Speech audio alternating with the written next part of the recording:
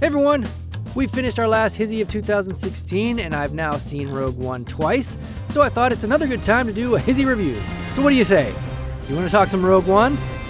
Let's get to it. Rogue One, they're building the Death Star, but then comes Jyn Erso to snatch up them plans. Alright. Rogue One, a Star Wars story, or to everyone else, Star Wars Episode 3.9, is an epic adventure about a diverse team of rebel types from all over the galaxy who volunteer to go on a crazy mission to steal the plans of the Death Star, which you probably already knew because we've all been talking about this for a long time. It's also a story that most people probably could guess how it ends, having Episode 4 a part of our lives, but I think it's still totally worth watching just the same. It's an awesome Star Wars film. It's full of nostalgic callbacks to the original trilogy as well as nods to the prequels, and it has some of the coolest fight sequences we've ever had in a Star Wars movie. The movie does have a slow burn. I think that's credit to Gareth Edwards directing this film, which is fine with me.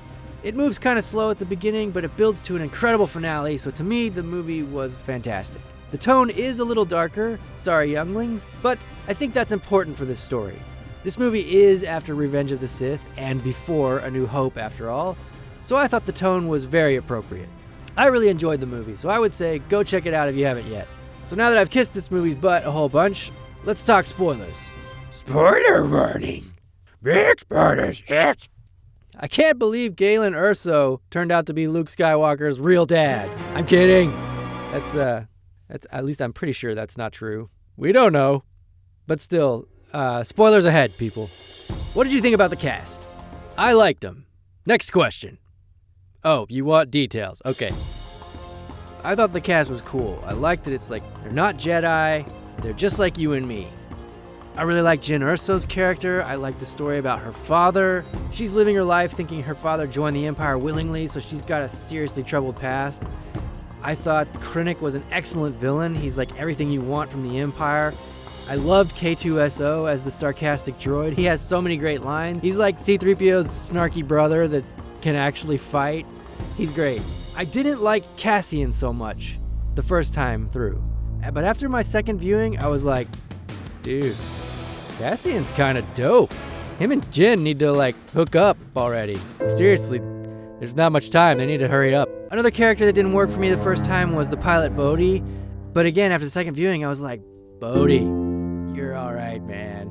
You left the Empire. You defected. You got the nuts. You just had to put up with Forrest Whitaker's weird truth Jabba the Hutt creature.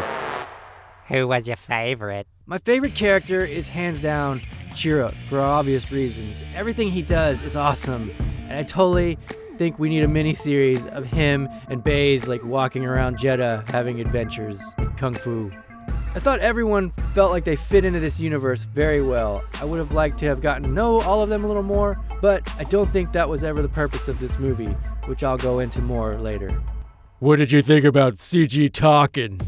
I'm seeing a lot of hate on the CG Tarkin. I don't really understand. I thought CG Tarkin was really cool. I'm actually all for this. So much so that I think we should be making a CG Han Solo for this younger Han Solo movie that's coming down the line. But nobody else here agrees with me, so I'm on my own with that one. But whatever. Enjoy your guy pretending to be Harrison Ford movie.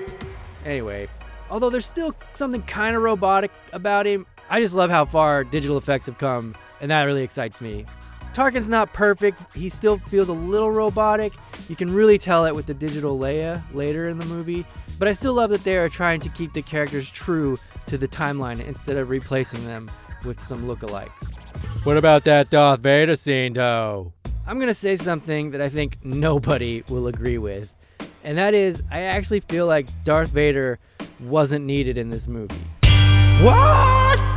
Darth Vader had the best scene in the whole show. You dumb. Stop being dumb. I didn't say his scene wasn't awesome. It was totally awesome.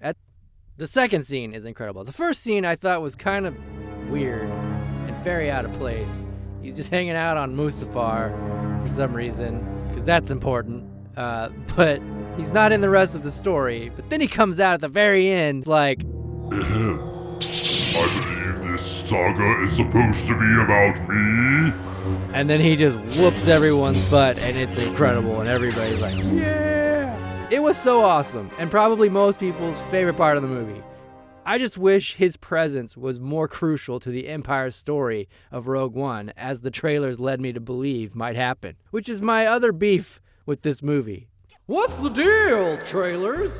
There are a lot of shots in the trailers, or in the web featurettes that they released, that did not happen in the final movie, which means they changed a lot of stuff, or they faked some of these trailer shots. Like, what was that whole, What will you become? why did that even matter? I thought this film was gonna go in a complete different direction just from that soundbite alone. I thought the rebels were gonna have to sneak onto the actual Death Star and somehow get the plans out of there without being captured, except that they are captured, you know, from like Darth Vader, and then maybe he like brainwashes them or turns them into like Winter Soldiers that turn into something later down the line, like, I don't know, the Knights of Ren.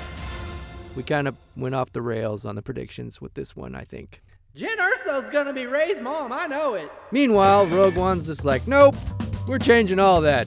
Jyn walking to the TIE Fighter on the catwalk, didn't happen. Krennic talking to Vader on the Death Star, didn't happen. Jyn running on the beach with the Death Star plans, didn't happen. Jin's epic turn to the camera in the Stormtrooper suit, didn't happen. I rebel. Didn't happen. Krennic walking in the burning beach, didn't happen. The Darth Vader reflection on the Death Star, didn't happen. What was the original cut of this movie? Something led to the beach, because Jyn and Cassian somehow make their way down there at the end. So there's some pieces missing here. Either way, thanks a lot, trailers. But did you think it was the best Star Wars ever? I've been thinking really hard about what is it that I appreciated most about Rogue One. And I believe it's this. When I watched the film the first time, I thought this movie was just really slow with an awesome, great, giant Star Wars nostalgia-packed mega battle at the end, which I was okay with. But I didn't like that I couldn't see the subtext right away. When I watched the film a second time, I think I saw what that subtext is. Trust. And also maybe sacrifice, but more trust, I think. Most of the characters in this movie have an issue with trust or have serious doubts about the other. Jyn feels abandoned. Cassian doesn't believe Jin's father can be trusted. He's even told to assassinate Galen. K2SO is constantly thinking they're all gonna die and giving the odds of how this is never gonna work. Forrest Whitaker thinks the pilot is lying with Galen Erso's message. The Rebel Alliance can't seem to agree about anything. Even Krennic can't trust his own empire. Everyone is on their own, in a sense, in a galaxy that is going to hell, and nobody is willing to take that leap of faith. But two things stood out to me about Jin's story in regards to what was the point. At the beginning, when Jyn is a child, her mother gives her the crystal and says, "Trust the Force." And later, in an unrelated scene, Cassian is upset with Jyn when he finds out that she has a weapon. He's saying, "Give it here," because he doesn't trust her, and she says, Trust goes both ways. I feel like this is the center of the entire story, because the one character that echoes these two ideas is Chirrut. I am one with the Force, and the Force is with me. I am one with the Force, and the Force is with me. I am one with the Force, and the Force is with me. Trust goes both ways. Chirrut completely trusts in the Force as well as his friend Baze. He even says, "I fear nothing, for all is as the Force wills it." When these two ideas are finally applied to the rest of the cast in the movie, the mission finally begins to succeed and the rebellion solidifies. When Jyn says, May the Force be with us. that's when it all clicks, which creates the new hope they all need to carry on. In the end, the mission cost them their lives, but the cause they're dying for was much greater. I think that is really cool and very universal. You could bicker and argue or live in fear, or you can just give up and not care about anything, quote, never look up, as Jyn says, or you can come together, trust one another, and be a part of something that has meaning. That's really awesome, and something I never really expected this movie to pull out of that tiny little space between episode 3 and 4. That final battle is incredible, and we get to have all these awesome memories of all the old pilots, and we get to see how Red 5 dies. But without that story about trust, you don't get to see where A New Hope actually begins. And that's what I appreciate most about Rogue One. Okay, those are my thoughts on Rogue One. I hope you enjoyed it, and I hope that you also enjoyed Rogue One. Please let me know what you thought of the movie in the comments below, and how much that you totally want a CG Han Solo movie. No, just me? Okay, fine. I know we will get working on a Rogue One HISHE pretty soon, but we've got some other titles that we're going to focus on first, so just add that to the list of episodes to look forward to. Okay, That's all for now. Thank you guys so much for watching. Be sure to follow us on Twitter and Instagram and stuff. And we'll see you next time. Bye!